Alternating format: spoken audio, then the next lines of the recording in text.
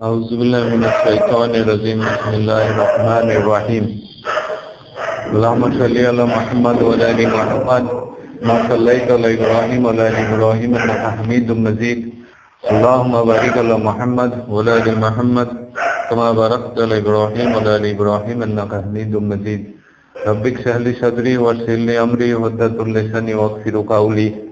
সমস্ত প্রশংসা সে বিশ্ব জগতের মালিক আল্লাহ সুবহানাহু ওয়া তাআলার জন্য, যে আল্লাহ সুবহানাহু ওয়া তাআলা পবিত্র জুম্মা বাড়ি তার ঘরে নিয়েছে ইবাদত করার তৌফিক দান করেছে।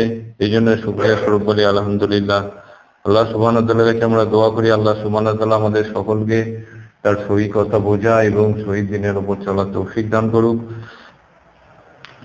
তো আমরা যে আলোচনাটা করছিলাম ধারাবাহিকভাবে ফ্রি উইল এবং ইবলিসের বিভিন্ন আয়াত নিয়ে আলোচনা করছিলাম। এই বিষয়ে ইবলিসের যে আয়াতগুলো আছে কোরআনে, ইবলিস বিষয়ক যে আয়াতগুলো আছে, অনেক জায়গায় শয়তান বলা হয়, সে নিয়ে আলোচনা করছিলাম। এটা আজকে তৃতীয় সপ্তাহ হচ্ছে। তা আগের সপ্তাহে আমরা আলোচনা করেছিলাম কি আদম আল্লাহ দুটো ভাগে ভাগ করেছিলাম এই আয়াতগুলোকে। একটা হচ্ছে কি আদম আলাইহিস সালাম এর সঙ্গে ইবলিসের যে সম্পর্কটা এবং আল্লাহ সুবহানাহু ওয়া তাআলা কি বলেছে সেইটা, ইবলিসের সঙ্গে আল্লাহ সুবহানাহু ওয়া তাআলার কি কথাবার্তা আছে সেইটা, দুটো ভাগে ভাগ ছিল। তো আমরা আগের সপ্তাহে আদম আলাইহিস সালাম সম্পর্কিত যে আয়াতগুলো ছিল তার মোটামুটি আলোচনা করেছি। তো সেখানে আমরা যে জিনিসটা আলোচনা করেছিলাম সেটা কি, যে শয়তান কিভাবে আদম আলাইহিস সালামকে প্ররোচনা দিল। তো সেখানে আমরা কি দেখলাম, যে আদম আলাইহিস সালামকে শয়তান প্ররোচনা কিভাবে দিল, যে তার বাঁচার যে চাহিদা সেটা বাড়িয়ে দিল। যেটা বললাম জাস্ট লিভিং স্টেট এবং বেটার লিভিং স্টেট, মানে বেঁচে থাকা এবং ভালো বেঁচে থাকা, সেই দুটো, যে তুমি চিরকাল অমরত্ব পেয়ে যাবে এবং অক্ষয় রাজত্বের কথা, এই দুটো শয়তান তাকে বললো প্ররোচনার মাধ্যমে, মিথ্যা আশ্বাসন দিল। এবং এই বিষয়ে শয়তান কিভাবে কাজ করে সেটাও আল্লাহ সুবহানাহু ওয়া তাআলা আমাদের করে বলেছেন সূরা নিসার মধ্যে, সেটা আলোচনা করেছি 119 নম্বর আয়াত, যে সে তোমাদের করে মিথ্যা আশ্বাসন দেয়। এবং শয়তানকে তো আমরা দেখতে পাই না, তো শয়তানকে আমরা কিভাবে বুঝবো, তার কর্মপদ্ধতির মাধ্যমে শয়তানকে বুঝতে হবে যে কোনটা মিথ্যা আর কোনটা সত্য, সেইটা পার্থক্য করতে পারলেই তবে একমাত্র শয়তানকে চেনা যাবে, নাহলে চেনা যাবে না। তো সে বিষয়ে আমরা আলোচনা করেছিলাম যে এই জাস্ট লিভিং স্টেট, বেঁচে থাকার যে আমাদের লড়াইটা, সেটা কিভাবে একদিন আমাদের সামনে মিথ্যায় পরিণত হয়ে যায়। আল্লাহ সুবহানাহু ওয়া তাআলা কি বলেছেন, যে চিরস্থায়ীভাবে তুমি আমার কাছে ফিরে আসবে, পৃথিবী তোমার চিরস্থায়ী নয়। শয়তান যে কোনোভাবেই হোক আমাদের ঘরে অনুপ্রাণিত করে। তো যাই হোক, সে বিষয়ে আলোচনা হয়েছিল। তো সেইটা যদি আমরা এই পার্টটা সামারি করি আদম আলাইহিস সালামকে নিয়ে যে আলোচনাটা হয়েছে, সেখানে দেখা যাচ্ছে কি, যে আদম আর ইবলিস দুজনে আল্লাহ সুবহানাহু ওয়া তাআলার সৃষ্টি ছিল, দুজনাকেই ফ্রি উইল দেওয়া হয়েছিল, চুজ করার ক্ষমতা দেওয়া হয়েছিল। আর ফ্রি উইল সম্পর্কে কি বলা হয়েছিল, এটা চুজ করার ক্ষমতা আছে, কিন্তু এর পরিণতিটা কি হবে সেটা আমরা জানি না। তো দেখা গেল কি, ইবলিস অনেক বড় হয়েছিল, ইবাদত করে আল্লাহ সুবহানাহু ওয়া তাআলার কাছে গিয়েছিল। আদম আলাইহিস সালামও অনেক বড় সম্মান পেয়েছিল, সকল ফেরেশতা তাকে সিজদা করেছিল। দিয়ে তারপরে ইবলিস বিদ্রোহ ঘোষণা করলো এবং আদম আলাইহিস সালামকে সে পথভ্রষ্ট করবে বলল, এবং আদম আলাইহিস সালাম ও ইবলিসের কথায় পরিচিত হয়ে সে পথভ্রষ্ট হয়ে গেল। তাহলে দুজনাই কিন্তু ভুল করলো। আল্লাহ সুবহানাহু ওয়া তাআলা আদম আলাইহিস সালামকে কিন্তু ক্ষমা করে দিলেন, ইবলিস কিন্তু আল্লাহ সুবহানাহু ওয়া তাআলার সঙ্গে আল্লাহ সুবহানাহু ওয়া তাআলার কাছে ক্ষমা চাইলেন না, তিনি তর্ক করলেন। তাহলে এইখানে আমরা দেখতে পাচ্ছি কি, যে ফ্রি উইল যে আলোচনাটা করছে, ফ্রি উইল ইচ্ছা, আল্লাহ সুবহানাহু ওয়া তাআলা দুনিয়াকেই চয়েস দিয়েছিল।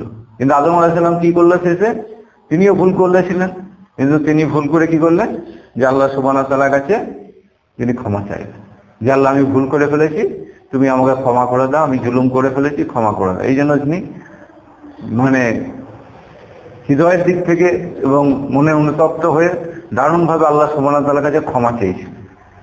আর ইবলিস কিন্তু আল্লাহ সুবহানাহু, তুমি আমাকে পথভ্রষ্ট করলে, ইবলিস এই কথাটা বলেছে। তাহলে এইখানে দেখা যাচ্ছে কি, যে এই যে চয়েসটা, ফ্রি উইলের যে আলোচনা, চয়েসটা একজনের কি চুজ করলো, একজনের নিজের ভুলটাকে বুঝতে পেরে সেখান থেকে ফিরে আসার সিদ্ধান্ত নিল। এটা কি আল্লাহ আদম আলাইহিস সালামকে বলে দিয়েছিল? তা তো বলেনি, আদম আলাইহিস সালাম নিজেই ডিসিশনটা নিয়েছিল, ভুলটাও আদম আলাইহিস সালামই করেছিল। আবার ইবলিস তাকেও আল্লাহ জিজ্ঞেস করলে তোমাকে কে পথভ্রষ্ট করলো, তখন সে বললো তুমি কেন সিজদা করলে না, তখন বললো যে আমি তোর থেকে শ্রেষ্ঠ। সেটাও তার চয়েস। তাহলে দেখা গেল চয়েসটা কে কোথায় করলো সেটাই পার্থক্য করে দিল। ভুল দুইটাই করলো, আদম আলাইহিস সালামও ভুল করেছে, ইবলিসও ভুল করেছে, কিন্তু চয়েসটা কি করলো এবং সে অনুযায়ী যে চেষ্টা করলো এটাই পার্থক্য করে দিল। তাই এই যে ফ্রি উইলের যে আলোচনাটা করছিলাম, যে আল্লাহ সুবহানাহু ওয়া তাআলা এইটা আমাদের করে দিয়েছে, তাহলে এইখানে আমাদের এই যে চয়েসটা কতটা পার্থক্য করে দেয়, এবং সেই চয়েসের উপর দাঁড়িয়ে থাকাটা হচ্ছে আমাদের দায়িত্বের মধ্যে পড়ে। নাহলে ভুল করেও আদম আলাইহিস সালাম আল্লাহর কাছে ক্ষমা পেয়ে গেলেন, কিন্তু ইবলিস ক্ষমাটা পেল না। তাই এটা আমাদের করে মনে রাখতে হবে যে আমরা ভুল করতে পারি, যে মানুষ হিসেবে আমরা কিন্তু ভুল করতে পারি, কিন্তু আমাদের করে যদি ভুলটা বুঝতে পারি যে আমাদের এটা ভুল হচ্ছে, তাহলে কিন্তু আল্লাহর কাছে ফিরে আসাটা আমাদের দায়িত্ব। এইখানে আর একটা বিষয় আমি বলেছিলাম, শয়তান আর একটা কাজ করে, যে মিথ্যা প্ররোচনা, যে আর একটা কি করে, যে কথাটা আল্লাহ সুবহানাহু ওয়া তাআলা অনেক কবার বলেছে শয়তানের কথা যখন এসেছে, তাদের সামনে তাদের অন্যায় কাজগুলো শয়তান শোভন করে দেখায়। এইটা হচ্ছে শয়তান আর একটা কাজ। মিথ্যা আশ্বাসন যেমন দেয়, এটাও মিথ্যা আশ্বাসন, কিন্তু এটা অন্যভাবে এসেছে, যে তাদের অন্যায় কাজগুলো তাদের সামনে শোভন করে দেখায়। এটা অনেক কবারই আল্লাহ সুবহানাহু ওয়া তাআলা কোরআনের মধ্যে এই কথাটাকে এনেছে। সুতরাং যেমন বলেছে, এটা হচ্ছে সূরা আল-আনাম, এটা আগের দিন বলেছিলাম 43 নম্বর আয়াত। সুতরাং তারা কেন বিনীত হয়নি যখন আমার আযাব তাদের কাছে আসলো, কিন্তু তাদের হৃদয় নিষ্ঠুর হয়ে গেছে, আর তারা যা করত, শয়তান তাদের সামনে তাদের কাজগুলোকে শোভন করে রেখেছিল, শোভিত করে রেখেছিল। তো এই যে শয়তান তাদের সামনে কাজগুলোকে শোভিত করে রেখেছিল, এটা অনেক কবার বলছি কোরআনের মধ্যে এসেছিল। তার বলতে ওদের হৃদয় নিষ্ঠুর হয়ে গেছে। এই পার্টটা হচ্ছে সব থেকে ক্রিটিক্যাল এরিয়া, যে শয়তানের এই দিকটা, এই যে একটা বললাম মিথ্যা প্রতিশ্রুতি দেয় আর কাজকে আমাদের সামনে সুন্দর করে দেখায়, অন্যায় কাজগুলো আমাদের, এর মধ্যে দ্বিতীয় পার্টটা হচ্ছে সব থেকে মারাত্মক, যে অন্যায় কাজটা আমাদের সামনে শোভন করে দেখায়। এটা একটা আলাদা সাবজেক্ট, আলোচনা করা যেতে পারে। তো এইটা আমাদের করে মাথায় রাখতে হবে যে দুটো শয়তানের কিন্তু ওয়ে আছে, একটা মিথ্যা প্রতিশ্রুতি দেবে, আবার অন্যায় কাজগুলো আমাদের সামনে শোভন করে দেখাবে। এই দুটো জিনিস কিন্তু শয়তানের অস্ত্র। তাই বলেছিলাম যে শয়তানের কর্মমধ্যে থেকে বুঝতে গেলে এই দুটো জিনিস আমাদের করে মাথায় রাখতে হবে, যে চিরস্থায়ী সত্য কোনটা তার সঙ্গে থাকা, যেটা মিথ্যা সেটা কিন্তু ক্ষণস্থায়ী। মিথ্যা মানে কি? ক্ষণস্থায়ী, কিছু ক্ষণের জন্য, কিছু দিনের জন্য, কিছু বছরের জন্য সেটা তোমার কাছে সত্য, চিরস্থায়ী সত্য না। জন্মেছে তুমি মারা যাবে, আল্লাহ কাছে যাবে, এটা হচ্ছে চিরস্থায়ী সত্য। এই সত্যটা কখনো মিথ্যা হবে না। তাই আমি যে আগের দিন যে আলোচনা ছিল, আমি যে বাঁচার যে চেষ্টা, সেটা তো আমার ক্ষণস্থায়ী চেষ্টা, একদিন তো এটা মিথ্যা হয়ে যাবে। তাহলে শয়তানের এই প্ররোচনাটা পড়ে আমরা কি করছি সেটা আমাদের করে খেয়াল রাখতে হবে। তেমনি ধন সম্পদের বিষয়েও বলা যায়, অর্থনৈতিক বিষয়েও বলা যায়, পৃথিবীর জীবনেও বলা যায়। তো সেই জায়গায় আল্লাহ সুবহানাহু ওয়া তাআলার কথাকে আমাদের করে মনে রাখতে হবে। তো এই প্ররোচনার বিষয় যেটা আছে, যেটা বলছিলাম, এই দুটো আলোচনা এখন বাকি আছে, প্ররোচনা এবং শয়তানের সঙ্গে আল্লাহ সুবহানাহু ওয়া তাআলা কনভারসেশন। আর একটা জিনিস বলেছিলাম কি, যে আদম আলাইহিস সালাম ইবলিস লাস্টে কি বলেছিল, মানে সব কিছু হয়ে যাওয়ার পরে, যখন পৃথিবী বিচার মীমাংসা সমস্ত কিছু হয়ে যাবে, তারপরে ইবলিসের কথা কি সেটা আল্লাহ সুবহানাহু ওয়া তাআলা কোরআনের মধ্যে কোট করে দিয়েছে। ওটা আল্লাহ একটু শুনবো। তো এই অন্যায় কাজকে যে শোভিত করে রেখে যায়, এটা হচ্ছে সব থেকে মারাত্মক ব্যাপার। এইটা বোঝা মানে খুব টাফ ব্যাপার। একটা মানুষ সব থেকে যদি কঠিন চ্যালেঞ্জের মুখে জীবনে কিছু পড়ে, আমার মনে হয় সব থেকে হচ্ছে এই কাজটা। একটা ইমানদার যে ইমান এনে ফেলেছে, সব থেকে কঠিন যেটা কাজ হচ্ছে এই শয়তানের এই থিওরিটা, তাদের অন্যায় কাজ তাদের সামনে শোভিত করে দেখা। এইটা আমরা সকলেই কম বেশি এর মধ্যে পড়ে যাই বাই ডিফল্ট। তাই এটা আলোচনা, এটা বুঝতে আমার বহুদিন লেগেছে। এর আলোচনা করতেও অনেক মানে কঠিন ব্যাপার আর কি, বোঝানোও টাফ ব্যাপার। সংক্ষেপে সেটা যতটুকু হয় আল্লাহ সুবহানাহু ওয়া তাআলা তৌফিক দান করে, যে অন্যায় কাজকে শোভিত করে দেখানোর অর্থটা কি। মূল পাঠটা হচ্ছে এটাই, আমাদের কথাটা আমরা শুনছি, কিন্তু বাস্তবটা কেমন। এই কথাটা আল্লাহ সুবহানাহু ওয়া তাআলা বারবার বলছে কি, যে শয়তানের দুটো বৈশিষ্ট্য, যে কর্মপদ্ধতিতে আমাদের অন্যায় কাজকে শোভন করে দেখায়, আর একটা কি আর মিথ্যা প্রতিশ্রুতিটা। এই শোভন করে দেখানোর প্রক্রিয়াটা কেমন, অত্যন্ত জটিল। আর আমরা সকলেই এটাতে আটকে আছি। 90% যারা ইমান এনেছি তারা এটাতেই আটকে আছে বেশিরভাগ সময়। এটা কি, যেটা বুঝতে হবে যে শোভন বলতে কি, যে সত্য আছে সেই সত্যটা আমার অন্তরে যখন প্রভাব বিস্তার করতে না পারে তখনই আমি বাই ডিফল্ট এই আয়াতের মধ্যে পড়ে যাই। যে বললাম ওই ইটারনাল যে ট্রুথ আছে সেইটা আমার অন্তরে যখন প্রভাব বিস্তার করতে না পারে তখনই কিন্তু এই আয়াতটার আন্ডারে সেই মানুষটা চলে আসে। তার মানে তার মধ্যে কি বলেছিলাম, যেই এবার ইটারনাল ট্রুথগুলো যেগুলো আল্লাহ বলেছে পৃথিবীর বুকে আমাকে করার জন্যে, আল্লাহ আমাদের করে সাবধান করেছে, সেই কাজগুলো আমি না করার কারণে আমার অন্তরে যদি কোনো প্রভাব না আসে তাহলে বাই ডিফল্ট আমি এই আয়াতের মধ্যে পড়ে আছি। ঠিক আছে, মানে কত মারাত্মক জিনিস এটা। বলছি বিভিন্ন জাতির যখনই বর্ণনা বললাম তখনই এই কথাটা আল্লাহ বলেছে। মানে ফর এক্সাম্পল হিসেবে বলা যেতে পারে কি, 2-3টে এক্সাম্পল হিসেবে এখানে আনা যেতে পারে। হয়তো আমরা অনেক কর্মব্যস্ত, কিন্তু আল্লাহ সুবহানাহু ওয়া তাআলা আদেশ কি, নবী করিম সাল্লাল্লাহু আলাইহি ওয়াসাল্লাম বলেছে তোমরা মসজিদে নামাজ পড়ো, 5 ওয়াক্ত মানে নামাজ পড়ো। তিনি জীবনে কোনোদিন নামাজ কাজা করেনি মসজিদে করতে গেলে। ঠিক আছে, ফজর সমস্ত কি। আমি যে আসতে পারছি না আমার অন্তর কি বলছে, আমি পরীক্ষা করার জন্য বলছি। আমি যে এক ওয়াক্ত আসতে পারছি না আমার অন্তর কি বলছে। যদি আমার অন্তর বলে যে এটা আমি দারুণ ভুল করে ফেলছি, আমাকে এটা ঠিক করার চেষ্টা করতে হবে আন্তরিকভাবে, তাহলে তবুও পাবে আছে। যদি এই ফিলিংসটা নষ্ট হয়ে তাহলে এই আয়াতের মধ্যে চলে আসে। এটা হচ্ছে একটা এক্সাম্পল। তেমনি যে কোনো কাজই আল্লাহ সুবহানাহু ওয়া তাআলা যেটা বলেছে সেই কাজটা যখনই আমি করছি না, সেই কাজটা না করার কারণে আমি জানি এটা করা দরকার, না করার কারণে আমার অন্তরে কোনো অনুভূতি সৃষ্টি হচ্ছে না, তখনই কিন্তু এই আয়াতটার আন্ডারে চলে আসছি যে তাদের সামনে তাদের অন্যায় কাজগুলো শোভিত হয়ে আছে। আল্লাহর কথা পৃথিবীর বুকে আমরা যদি সেটাকে গুরুত্ব দিতে না পারি, এইটাই হচ্ছে আমাদের সব থেকে বড় ধ্বংসের কারণ, সব থেকে ব্যর্থতার কারণ জীবনে। যেটাই বলেছে সেইটাকে দিতে না পারাটাই আমাদের জীবনে সব থেকে ব্যর্থতা। আর এই ব্যর্থতাটা যদি আমার অন্তরে কোনো প্রভাব বিস্তার না করে, তাহলে এই কাজটা কোনো না কোনো এক জায়গায় আমি ভালোবাসছি, তাহলে দিনের পর দিন এই কাজটা আমি করতে পারতাম না, তাই না? যে জিনিসটা আমি বুঝি আমার জীবনে প্রয়োজন, আল্লাহ সুবহানাহু ওয়া তাআলা বলেছে, সেই কাজটা যদি আমি প্রয়োজন মনে করছি, আল্লাহ সুবহানাহু ওয়া তাআলা যে কোনো কাজ আমি যদি না করি তাহলে কি হবে? আমি যদি বুঝি যে টাকা ইনকাম করা আমার জীবনে প্রয়োজন, টাকাটাকে বাঁচিয়ে রাখাও আমার জীবনে প্রয়োজন, হ্যাঁ, সেই জন্য আমাকে অনেক কিছু করতে হবে, এটা যদি আমার উপলব্ধি আসে, আমি কি করি? আমি নিজেকে পরীক্ষা করে দেখি আমি কি করি। তেমনি ঠিকভাবে আখিরাতের জীবন যদি আমার জীবনে প্রয়োজন, আল্লাহর হুকুম না মানতে পারার কারণে আমার অন্তরে কি হওয়া উচিত, সেগুলো কি হচ্ছে, আমি কেন আসছি না। এটা একটা এক্সাম্পল সমস্ত কাজেরই। আল্লাহ বলেছে কি যে তোমাদের বঞ্চিত মানুষের অধিকার আছে, তোমরা মনে করবে। আমি কি ভাবছি, আমি কতটুকু মনে করতে পেরেছি, যেটা আমি বারবার এই সূরা জারিয়ার আয়াতে আলোচনা করলাম। এটা আল্লাহ সুবহানাহু ওয়া তাআলা এই কোশ্চেনগুলো কিয়ামতের মাঠে আমাদের উপরে করবে। আর যারা ওই পূর্ববর্তী জাতীয় যারা ছিল, তাদের সামনে কোনো এক জায়গায় শয়তান সাকসেসফুলি ওই বেটার লিভিং স্টেটে, ভালো বেঁচে থাকার নেশায় ওই জায়গাটা পুরো অমিট করে দিয়েছে, মন থেকে উড়িয়ে দিয়েছে। এগুলো তো কাজ, এগুলো কোনো কাজই নয় আমার জন্য। আর মনে ধরতে গেলে অনুভূতির কোনো স্তরই কাজ করে না আমাদের ঘরে।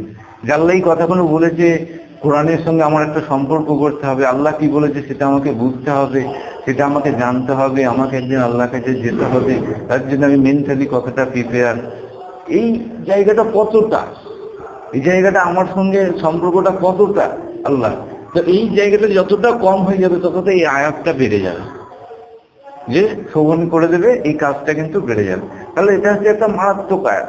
এর আন্ডারে ধরতে গেলে আমরা সকলেই কম বেশি পড়ে যাই বাই ডিফল্ট।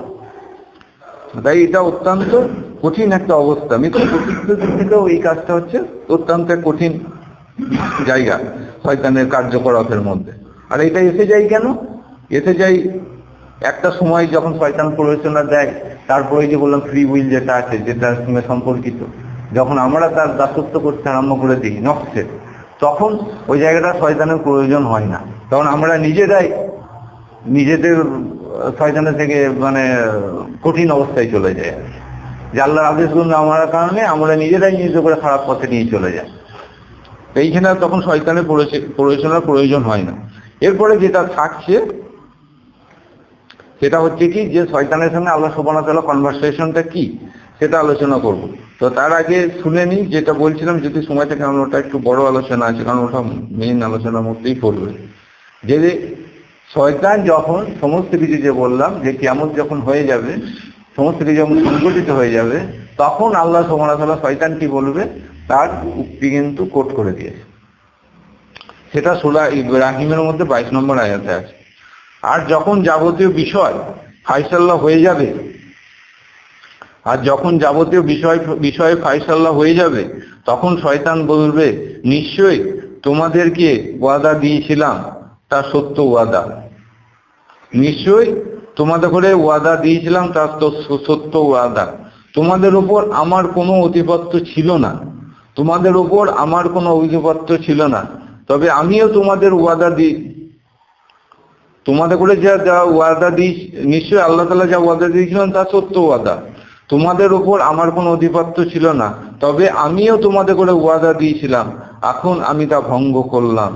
তোমাদের ধরে দাওয়াত দিয়েছিলাম আর তোমরা আমার দাওয়াতে সাড়া দিয়েছিলে, সুতরাং আজ আমাকে তোমরা ভর্ৎসনা করো না, বরং নিজেরাই নিজেদের করে ভর্ৎসনা করো। আমি তোমাদের উদ্ধারকারী নই, আর তোমরাও আমার উদ্ধারকারী নয়। ইতিপূর্বে তোমরা আমাকে যার সাথে শরীক করেছো, নিশ্চয়ই আমি তা অস্বীকার করছি। নিশ্চয়ই জালিমদের জন্য রয়েছে বেদনাজনক আযাব। এটা হচ্ছে কার কথা? বলছে যে যখন কিয়ামত হয়ে যাবে, সমস্ত ফায়সালা হয়ে যাবে, তখন শয়তানের কথা আরেকবার করি। মানে এটা হচ্ছে কি আল্লাহ কোট করে দিচ্ছে আমাদের জন্য, যে দেখো যার কথা তোমরা পৃথিবীতে মেনে চলার চেষ্টা করছো পক্ষান্তরে, সে কি বলবে সমস্ত কিছু বিচার হয়ে যাওয়ার পর। আর যখন যাবতীয় বিষয় ফায়সালা হয়ে যাবে, তখন শয়তান বলবে, নিশ্চয় আল্লাহ তাআলা তোমাদের ওয়াদা দিয়েছিলেন তা সত্য ওয়াদা, তোমাদের উপর আমার কোনো আধিপত্য ছিল না, আমিও তোমাদের ওয়াদা দিয়েছিলাম, আর এখন আমি তা ভঙ্গ করলাম।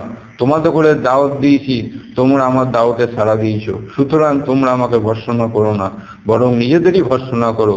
আমি তো তোমাদের উদ্ধার করি নয়, তোমরা আমাদের উদ্ধারকারী নয়। ইতিপূর্বে তোমরা আমাদের যার সাথে শরীক করেছো, নিশ্চয়ই আমি তা অস্বীকার করছি। নিশ্চয়ই জালিমদের জন্য রয়েছে বেদনাদায়ক আযাব।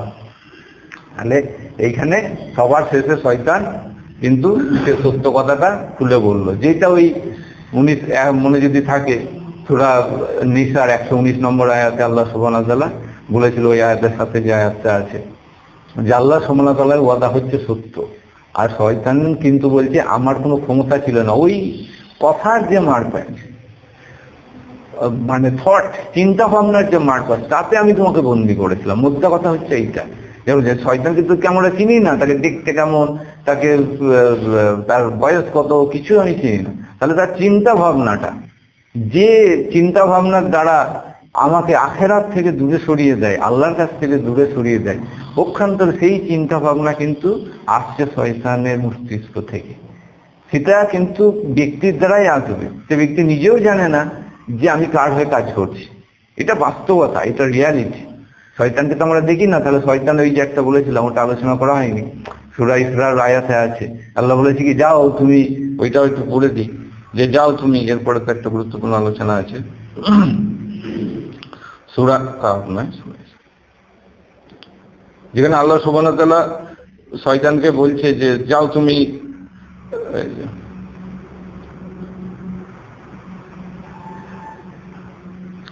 সূরা ইসরা 61 নম্বর আয়াত। আর যখন স্মরণ করো, যখন আমি ফেরেশতাদের বললাম, ওটা পড়বো না, ওটা পড়া হয়েছে, সে বলল, দেখুন এই ব্যক্তি যাকে আপনি আমার উপর সম্মান দিয়েছেন, যদি আপনি আমাকে কিয়ামত পর্যন্ত সময় দেন, তবে আমি অতি সামান্য সংখ্যক ছাড়া তাদের বংশধরকে অবশ্যই পথভ্রষ্ট করে ছাড়বো। কারণ আল্লাহ তাআলা বললেন, যাও, অতঃপর তাদের মধ্যে তোমার যারা অনুসরণ করবে আমি তাদের ঘরে দিয়ে জাহান্নাম পূর্ণ